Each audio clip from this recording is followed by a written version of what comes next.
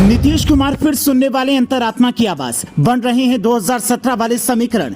नीतीश या तो पाला बदलेंगे या फिर होगा शरद और उद्धव जैसा हाल, तय है चीरहरण। पहले की तरह तेजस्वी यादव ही बनेंगे कारण, सीबीआई के एक कदम से हो गया साफ। बिहार के मुख्यमंत्री नीतीश कुमार इतनी बार अंतरात्मा की आवाज सुन चुके हैं कि अब राजनीति के जानकार भी उनको आसानी से पढ़ लेते हैं। एक बार फिर ऐसे ही हालात बन रहे हैं जैसे 2017 में बने थे, और नीतीश ने अंतरात्मा की आवाज सुनते हुए महागठबंधन को ठेंगा दिखाकर पाला बदल दिया था। मजे की बात तो ये है कि आरजेडी वाले भी नीतीश कुमार को पलटू कहते हैं और बीजेपी वाले भी, लेकिन वक्त आने पर सरकार दोनों के साथ ही बना लेते हैं। खैर, नीतीश के पाला बदलने के आसार क्यों हैं? इसके पीछे दो बड़े कारण हैं।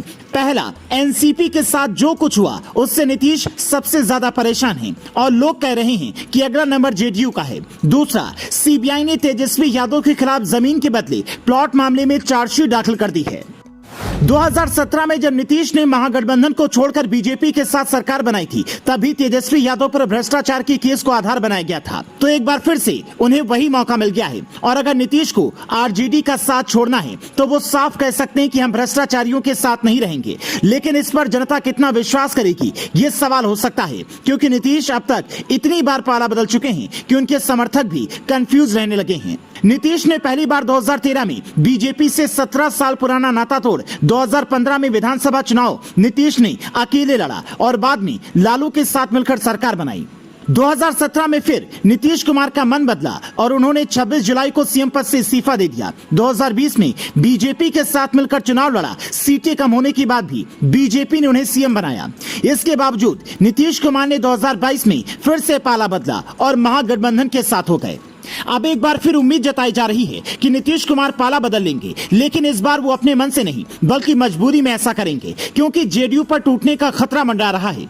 विपक्ष को एक करने में दो नेताओं की सबसे बड़ी भूमिका देखी जा रही थी। पहले थे शरद पवार, जो अब अपनी पार्टी को ही संभालने में जुटे हैं। दूसरे थे नीतीश कुमार, जिन पर खतरा मंडरा रहा है। इसीलिए शिमला में होने वाली विपक्ष की दूसरी बैठक को फिलहाल टाल दिया गया है। इसका मतलब है कि बाकी विपक्षी पार्टियां पहले अपना घर संभालना चाहती हैं। नीतीश के लिए तो मुश्किल ये भी है कि उन्होंने अपनी पूरी राजनीति लालू यादव के खिलाफ खड़े होकर की है और अब उन्हीं की गोद में बैठे हैं, तो जेडीयू के समर्थकों का एक बड़ा हिस्सा भी नाराज है।